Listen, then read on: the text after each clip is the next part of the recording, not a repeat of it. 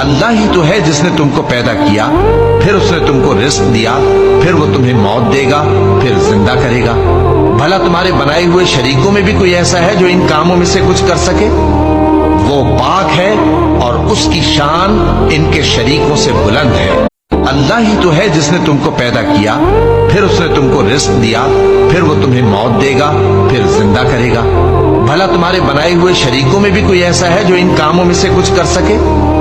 وہ پاک ہے اور اس کی شان ان کے شریکوں سے بلند ہے۔ کہو کہ بھلا تم نے ان چیزوں کو دیکھا ہے جن کو تم اللہ کے سوا پکارتے ہو؟ ذرا مجھے بھی تو دکھاؤ کہ انہوں نے زمین میں سے کون سی چیز پیدا کی ہے یا آسمانوں میں ان کی کوئی شرکت ہے۔